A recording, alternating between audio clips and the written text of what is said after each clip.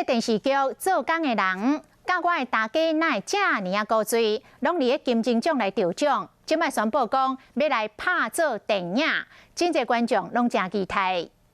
有个人安怎欺负咱阿伯，伊就是要出头子啦！头壳伫台湾人上熟悉工人无法出言论的台湾精神，电视剧做工的人讲三位工地人，香港市普隆宫三人组，李明顺、尤安顺、薛仕凌演的工人的故事，讲出工人无奈过艰苦的生活。讲就是真打拼要离开这环境啊！精彩演技，互观众惊喜。做工的人嘛得到第56届金钟奖的肯定4个奖。导演陈芬芬欢喜宣布要翕电影版，伫金钟得到好评。要拍电影的，阁有一出。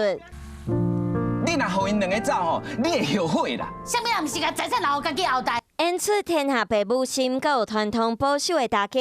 电视剧外大家哪会遮尔高追打进人心的剧情？伫第56届金钟奖摕到2项奖。导演丁安玲嘛宣布会找原本的演员伫大荧幕各演一摆大家新妇大战。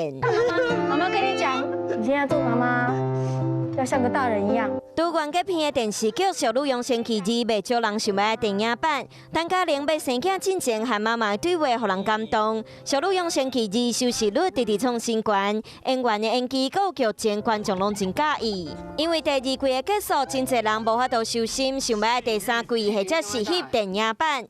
另外，台湾头一出律师的7人剧《最佳利益》，阁有以查某囡仔拍篮球做主题，客家剧集《女孩上场》，嘛拢是要将上期提出电影版的作品，各片拍拼行出一片天，嘛看到台湾电视剧的真实力。